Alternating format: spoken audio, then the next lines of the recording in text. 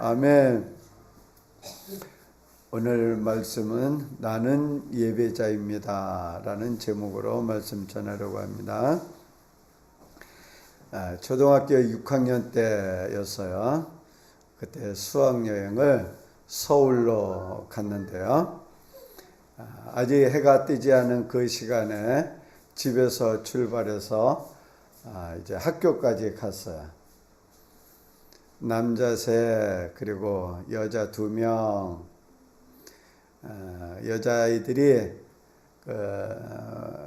여자아이들의 부모님이 우리 남자아이들한테 우리 이 아이들을 좀 잘 좀 데리고 가달라고 부탁을 했어요. 그런데 남자아이들은 쑥스러워갖고 그때만 해도 남녀 유별이라 쑥스러워서 여자들하고 말도 못하고 3명의 남자들은 앞에서 가고 뒤에 여자들은 뒤에서 졸졸졸졸 그 아침길을 따라오죠. 그래서 이제 학교에 도착해서는 이제 집 앞에서 인원을 점검하고 이제 버스에 올라탔죠. 그런데 아이들은 많고 예산 문제도 있고 지금 같으면 어림도 없겠죠. 그때 아이들이 너무 많아 의자에 다 못 앉으니까 그 통로에도 간이 의자 그 낚시 의자 있죠. 그 통로에다가 그 간이 의자를 놓고 거기에 앉아서 갔어. 그런데 불행히도 그 통로에 누가 앉았냐? 바로 제가 왜 거기에 내가 앉았는지는 모르겠어요. 번호 순서대로 들어가서 그렇게 된 건지 어쨌는지 모르겠지만 그 통로에 그 좁은 의자에 낚시 의자에 앉아서 가려니 얼마나 불편해. 하지만 서울 여행하는 그 기분에 남산타워도 보죠. 또 국립묘지도 가죠. 3.1빌딩 그때가 제일 높은 게 3.1빌딩도 가죠. 궁궐도 가죠. 그 기분에 의자에 불편한 거 다 잊어버렸어. 자, 이 야곱이 길을 떠나게 되는데요. 하란에 있는 외삼촌 라반의 집을 향해서 길을 떠나게 되었어요. 야곱이 왜 길을 떠났을까요? 수학여행에 친척집에 방문하려고? 아니야. 지금 도망치는 거죠. 형을 속여서 형이 자신을 죽이려 해서 도망치는 거예요. 이 하란으로 가는 야곱의 심정은 어땠을까라는 거죠. 에서가 받을 장자의 축복을 가로챈 일이 이렇게 커지리라고 야곱이 생각했을까 말이죠. 에서는 그래서 이를 갈잖아요. 언제 끔찍한 일이 저질러질지 알 수 없는 아주 위험한 상황이었어요. 갑자기 집안에 찬바람이 휘 하고 불어오지 않았겠어요? 이때 어머니 리브가가 남편 이삭에게 한 가지 부탁을 하는데요.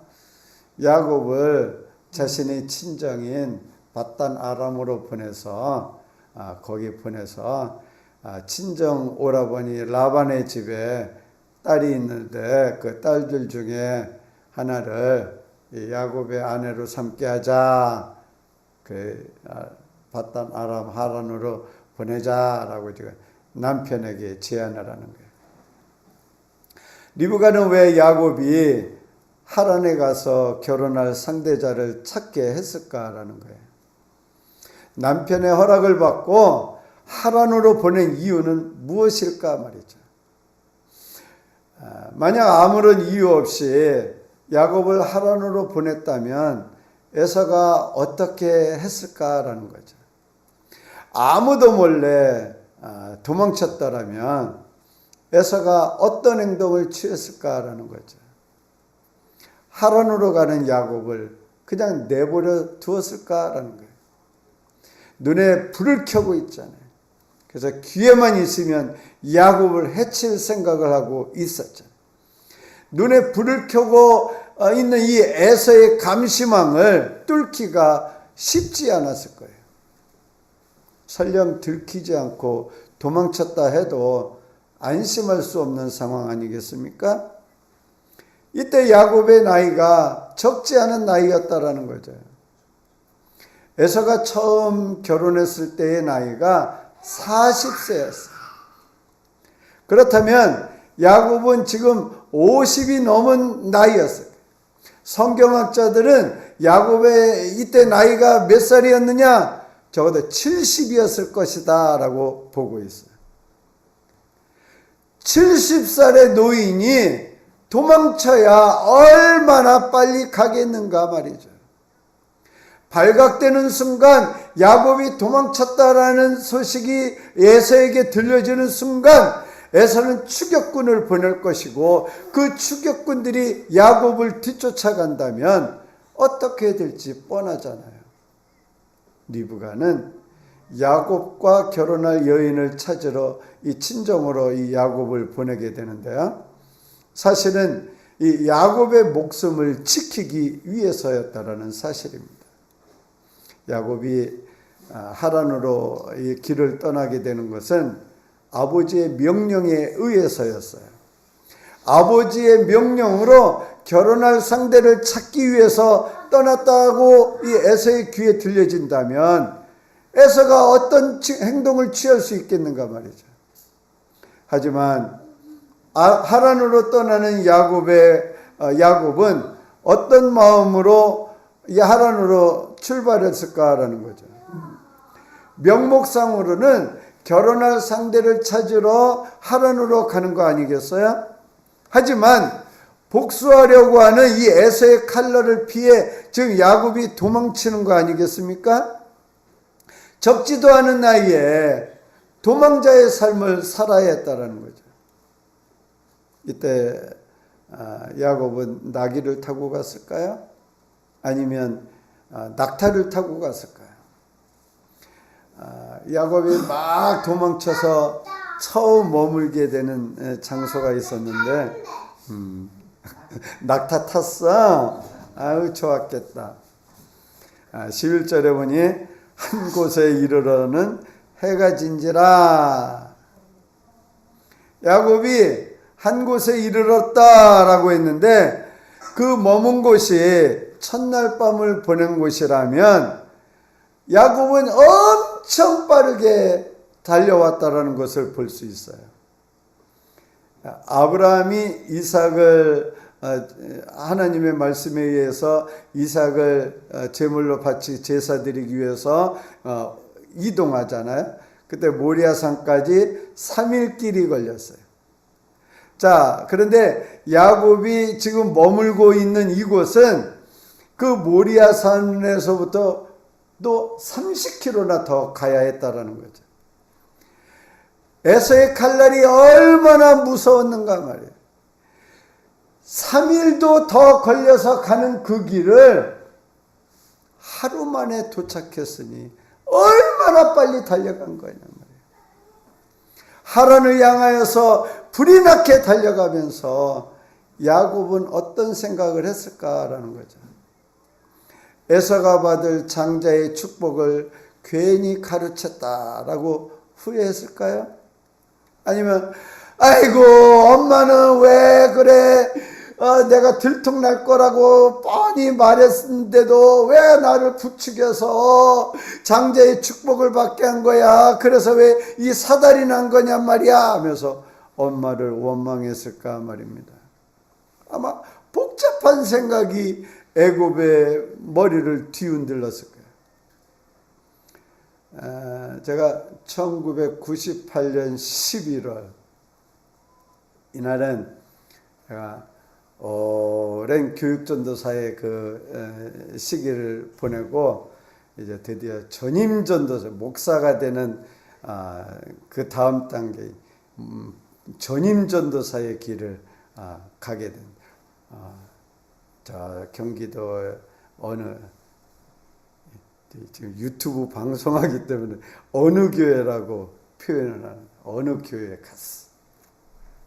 어느 교회에 가게 됐는데 얼마나 좋았는지 몰라요. 그것도 지원서를 내지도 않고 특별 채용으로 그 교회에 가게 됐어.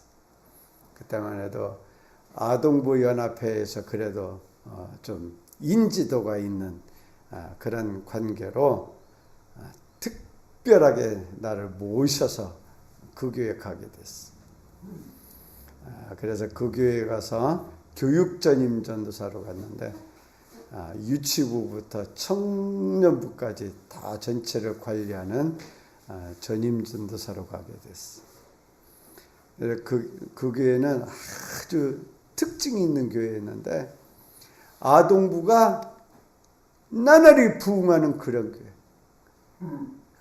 내가 일하고 싶은 교회. 내가 꼭 사역해보고 싶은 교회. 아동부 교사들이 얼마나 열정이 대단했는지 몰라요. 교사들이 스스로 학교 앞에 나가서 전도하고 아이들을 이끌고 그리고 아이들을 막 사랑으로 돌보는 모습 내가 감동할 정도였어. 주일이 되면 나는 얼마나 바빴는지 몰라요. 유치부 설교하고 그 다음에 아동부 설교하고 학생부 설교하고 하루 주일에는 정신없이 시간을 보냈어. 하지만 이 힘들고 바쁜 그 과정에서도 뜨거운 열정으로 섬기는 그 교사들을 보면서 힘들 줄 모르고 그 교회에서 사역을 했어. 그런데 교회가 건축이 시작이 되었는데 막 여기저기서 삐그덕 소리가 나.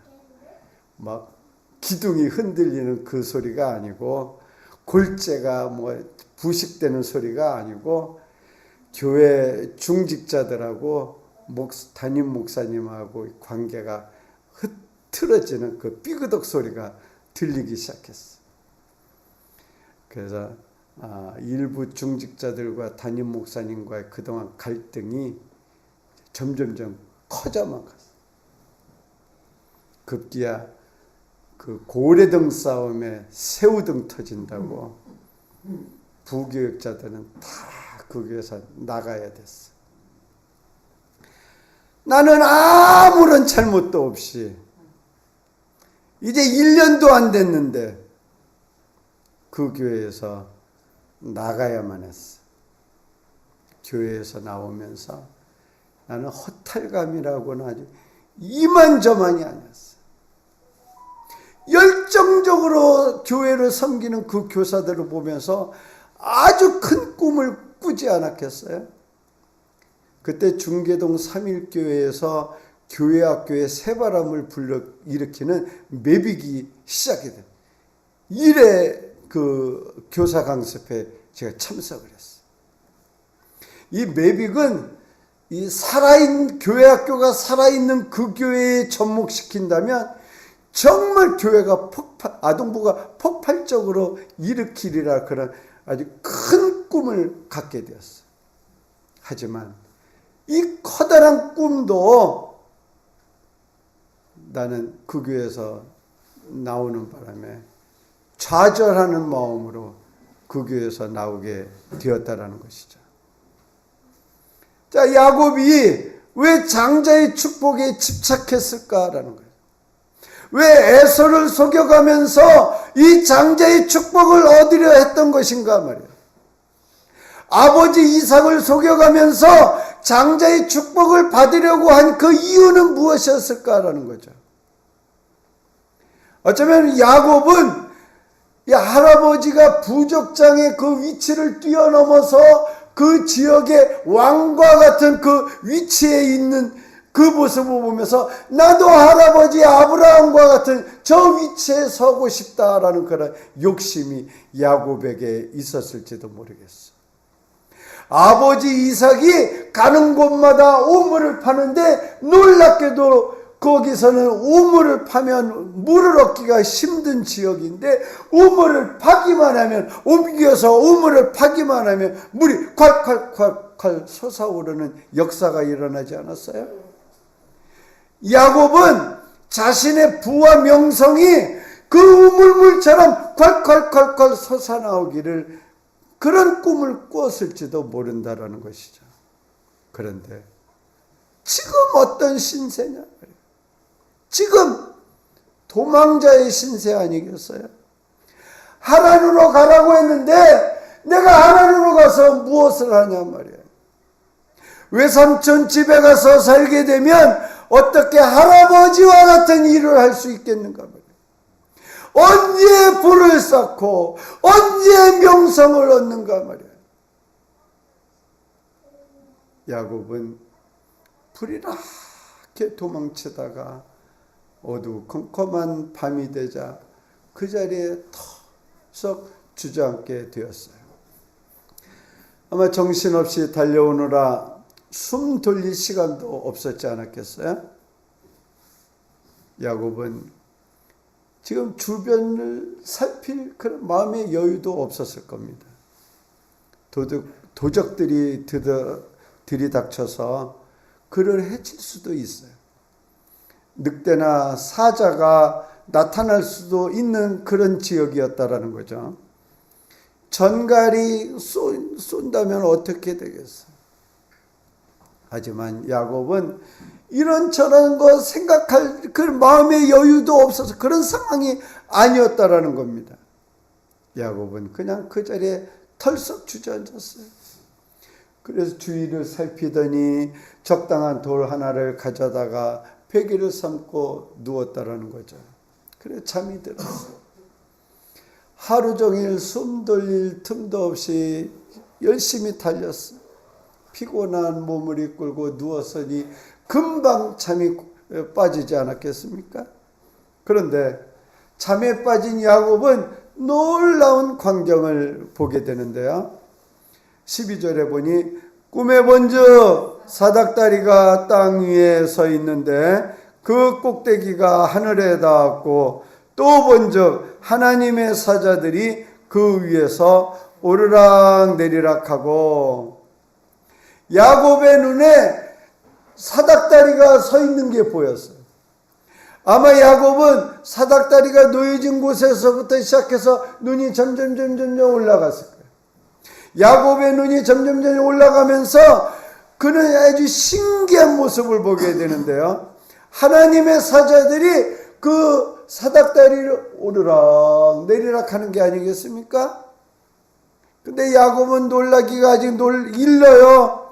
야곱의 눈이 사닥다리를 향해서 위로 점점 바라보다가 맨 꼭대기에 그 광경을 보았을 때 야곱은 입이 다물어질 수가 없었다라는 거예요. 13절에 보니 또 본즉 여호와께서 그 위에 서서 이르시되 나는 여호와니 너희 조부 아브라함의 하나님이요 이삭의 하나님이라. 하나님께서 지금 어떤 자세로 야곱에게 말씀하신다요? 13절 또 본즉 여호와께서 그 위에 서서 이르시되, 하나님이 지금 서 계셔요. 야곱을 만나기 위해서 일어서셨다라는 겁니다. 야곱이 어떤 사람이에요? 지금 형을 속이고 도망치는 야곱입니다. 아버지를 속이기 위해서 아주 완벽하게 거짓으로 위장했던 야곱입니다. 야곱으로 인해서 가정은 완전히 산산조각 나고 말았어요. 그런데 죄를 짓고 도망치는 야곱을 만나기 위해 하나님께서 일어서셨다라는 말씀이에요. 장자의 축복을 얻으려고 온갖 속임수를 쓴 사람인데도 말입니다. 예수님께서 이 세상에 오신 이유를 이렇게 말씀하셨어요. 누가복음 5장 32절에 내가 의인을 부르러 온 것이 아니요 죄인을 불러 회개시키러 왔노라. 예수님은 죄인인 나를 구원하기 위해 하늘 보좌에서 일어나셨어요. 예수님은 나를 위해 이 세상에 내려오셨어요. 왜요? 죄로 인해 죽을 수밖에 없는 나를 살리기 위해서죠. 나를 하나님의 자녀로 만들어 복된 삶을 살게 하려고 이 땅에 오셨습니다. 하나님께서 야곱을 보고 일어서서 말씀하셔요. 13절, 나는 여호와니 너희 조부 아브라함의 하나님이요 이삭의 하나님이라. 내가 누워있는 땅을 내가 너와 네 자손에게 주리니 네 자손이 땅에 티끌같이 되며 내가 서쪽과 동쪽과 북쪽과 남쪽으로 퍼져갈지며 땅의 모든 족속이 너와 네 자손으로 말미암아 복을 받으리라. 내가 너와 함께 있어 내가 어디로 가든지 너를 지키며 너를 이끌어 이 땅으로 돌아오게 할지라. 내가 네게 허락한 것을 다 이루기까지 너를 떠나지 아니하리라 하신지라. 야곱은 자신이 가지려고 했던 것을 다 잃었다고 생각했을지도 몰라요. 혹시나 에서가 보낸 그 추격군들의 손에 목숨을 잃을 수도 있다라고 생각했을지도 모르지 않겠어요? 하나님으로 간다고 한들 무슨 소망이 있겠는가 말입니다. 그런데 지금 하나님이 말씀하셔요. 하나님께서 야곱의 자손을 땅의 티끌처럼 많게 하는 그런 복을 주시겠다고 말씀하십니다. 야곱의 자손이 복의 통로가 되게 하신다요. 복의 통로가 되게 하신답니다. 야곱이 가는 길에 하나님께서 동행하신다는 거 아니겠어요? 아무것도 없는 쓸쓸한 가운데 우리는 의기소침해질 때가 있어요. 저도 그랬거든요. 열심히 사역하다 열정적으로 어느 순간에 벽을 만나면 푹 주저앉아서 소망이 없네, 희망이 없네, 나는 안 되나 보다. 그럴 때가 얼마나 많았는지 몰라. 그렇게 노력했는데 다 잃어버렸다고 생각할 때 주저앉게 된다라는 사실이죠. 야곱을 찾아오신 하나님, 야곱을 만나기 위해서 일어서신 하나님, 그 하나님께서 나를 찾아오신다는 말씀을 기억해야 할 것입니다. 야곱을 찾으신 하나님께서 일어서서 말씀하셨어요. 야곱에게 복을 주시마 약속하셨잖아요. 그런데 야곱에게 어떤 전제 조건을 달지 않았다는 사실이죠. 야곱아, 너가 거짓된 삶에서 벗어나면 내가 너에게 복을 주마, 그렇게 말씀하지 않으셨어요. 야곱으로 인해서 너 상처받은 형 에서 있잖아, 너 형 에서와 화해하고 오면 내가 너를 복의 통로가 되게 하마, 그렇게 말씀하지 않으셨어요. 아무런 전제 조건 없이 내가 너를 사랑하마, 내가 너에게 복을 주마, 내가 너와 동행하마 약속하셨다라는 거죠. 하나님은 우리를 사랑하십니다. 하나님은 우리가 어디를 가든지 동행하신다라는 사실이죠. 내 필요를 아시고 나를 돕고 계십니다. 아무런 전제 조건 없이 우리를 사랑하고 우리를 돌보셔요. 하나님을 만난 후에 야곱은 어떻게 했을까요? 18절에서 19절 보면 야곱이 아침에 일찍이 일어나 베개로 삼았던 돌을 가져다가 기둥으로 세우고 그 위에 기름을 붓고 그곳 이름을 베델이라 하였더라. 야곱은 하나님을 만난 후 그 자리에서 예배를 드렸다라는 말씀입니다. 누가 하나님을 예배할 수 있나요? 누가 살아계신 하나님께 온전히 예배 드릴 수 있을까 말입니다. 우리는 이렇게 생각하기가 쉬워요. 재능이 많아야 멋진 하나님을 기쁘게 예배 드리는, 하나님을 기쁘게 하는 그런 예배를 드릴 수 있다라고 생각하기도 해요. 또 많은 재물을 가지고 와야 하나님께 영광을 돌리는 예배를 드리게 될 수 있다라고 생각하기도 해요.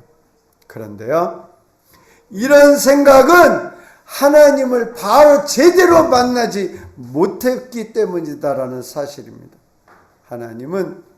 하나님께서 사랑하시는 나를 그냥 만나기를 바라고 계신다라는 거죠.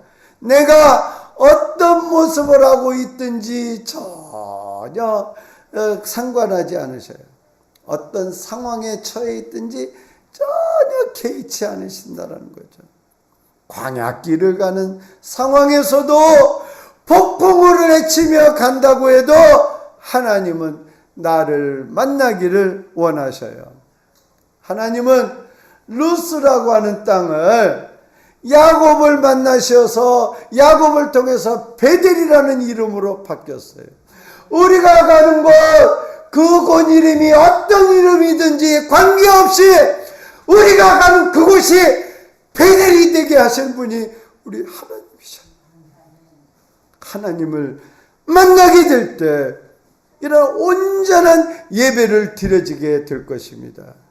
하나님을 온전히 경배하며 하나님만을 높여드리는 그 예배를 말입니다. 우리 기도하겠습니다. 하나님 아버지, 죄인인 우리를 먼저 찾아와 주시고 하나님의 자녀 삼으시어 감사드립니다. 부족하고 연약한 우리들을 버리지 않으시고 하나님의 크신 사랑을 기억하며 살게 하옵소서. 하나님의 넓고 크신 은혜를 기억하며 하나님을 온전히 예배하고 하나님만을 높이는 예배하는 삶이 되기를 소망합니다. 우리를 구원하신 예수님의 이름으로 기도드립니다. 아멘.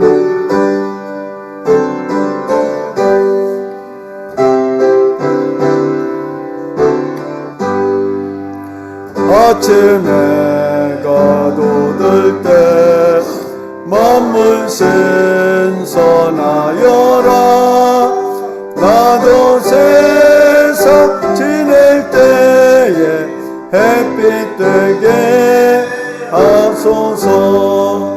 주여 나를 도우사 세월호 성안고서 어두운 세상 지낼 때 햇빛 되게 하소서.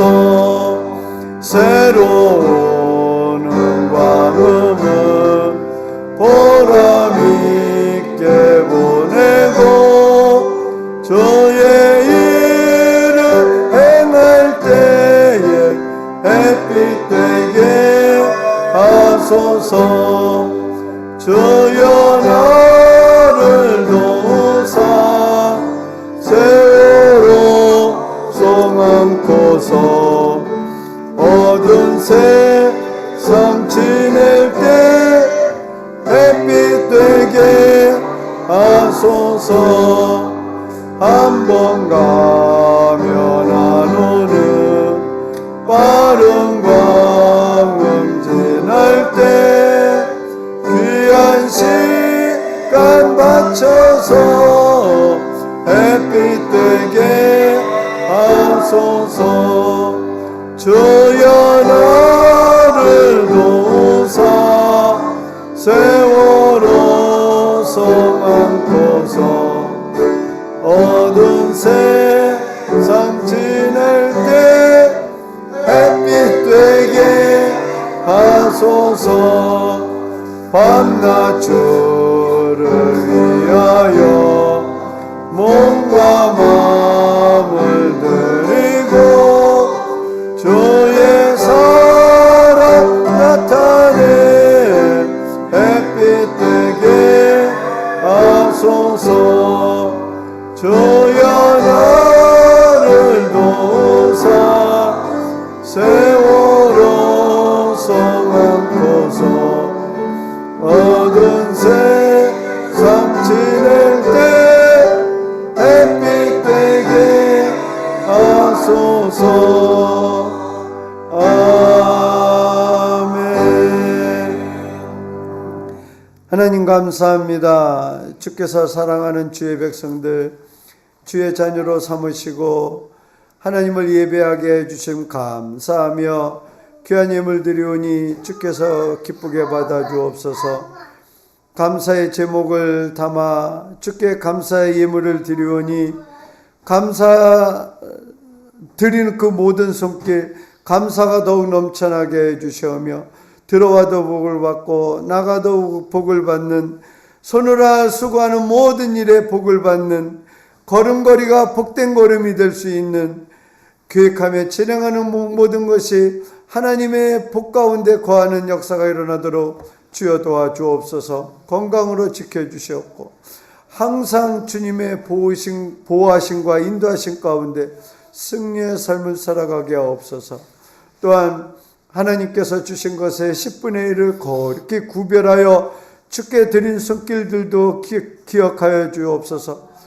하나님이 나의 주인이심을 깨닫고 하나님께서 주신 것 주인이신 하나님이 나의 주인이심을 고백하며 주께 드리는 그 손길 기억하여 주시옵고 주인 되신 하나님께서 그 모든 삶을 책임져 주시옵고 인도하여 주옵소서.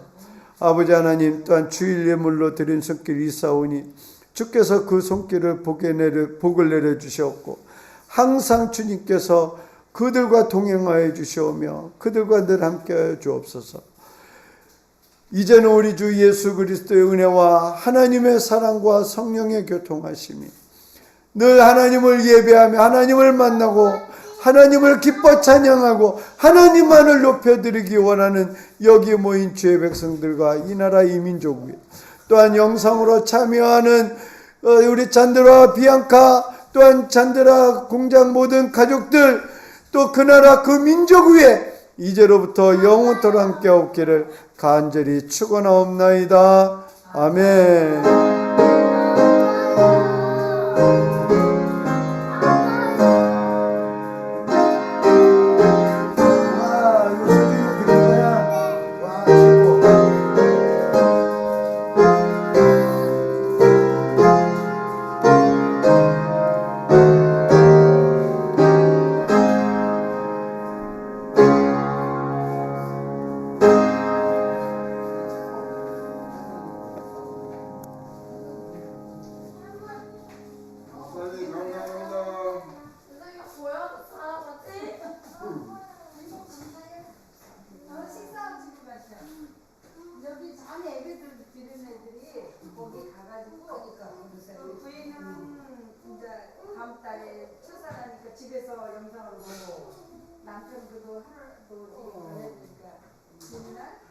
공장에서 영상 틀어놓고 공장 사람들